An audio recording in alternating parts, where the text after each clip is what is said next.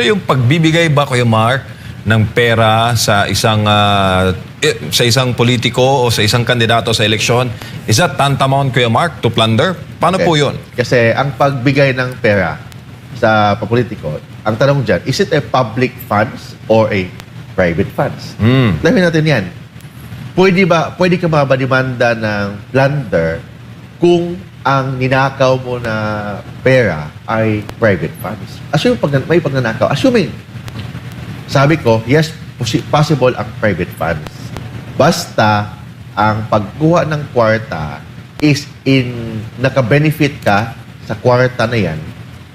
And second, yung benefit mo may connection sa public office ng isang public officer. May connection yung kwarta. For example, commission sa projects or nakatanggap ka ng bribe money in connection of your office or by your vision of your office, pwede yan. Ibig sabihin, ang pag-donate ng campaign funds, hindi yan plunder. Kasi ang donation, hindi naman gagamitin yan for your own benefits.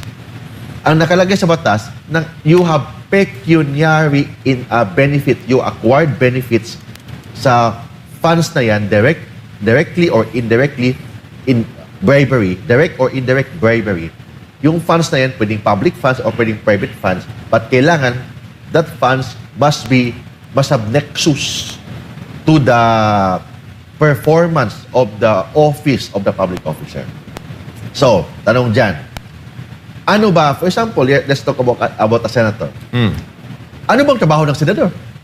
O, yung tanong ko, ang trabaho ba ng senador is ang trabaho ng senador is yung gumagawa ng batas. Di ba?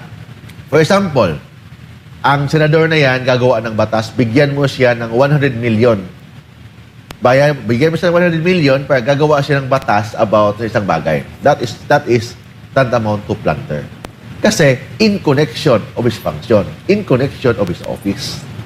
Pero kung bigyan mo siya ng pera, as a donation sa pagtakbo niyong presidente, is it plunder?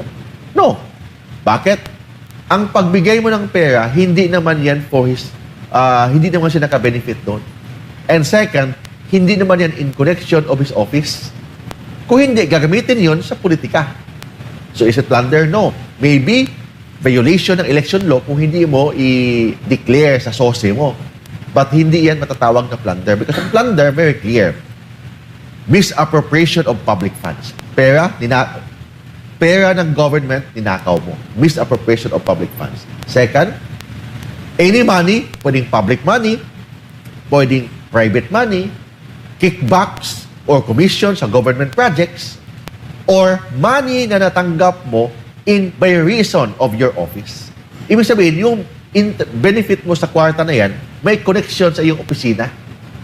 Kung hindi naman i-connection with your office, kasi hindi ka naman DPWH director, you are a senator, you are a congressman, ang trabaho mo gawa ng batas, kailangan kung makatanggap ka ng pera in connection with your office. Example, bigyan ka ng kwarta para gagawa ka ng batas na pondohan ang flood control sa Bulacan. Example, ganon. Tapos, nakatanggap ka ng 100 million. Plunder yon.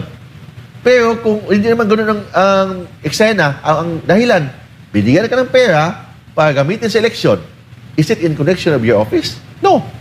So therefore, hindi siya plunder. Possible violation ng election law kung hindi mo dineclare sa SOSE. Pero hindi siya automatic plunder kahit bigo kang i-declare. Kung bigo ka i-declare sa SOSE, ibig sabihin, you only failed to comply the election law requirement. The non-compliance of election law requirement, maybe that will be may fine sa COMELEC or may mga penalty doon sa COMELEC, but hindi iyan matatawag na plunder because COMELEC is a election offense yun. Hindi naman yan plunder. So, assuming na hindi mo na-declare or may nakalimutan mo i-declare, so pwede yan na possible non-compliance of election law, not plunder. Thank you, Kuya Mark.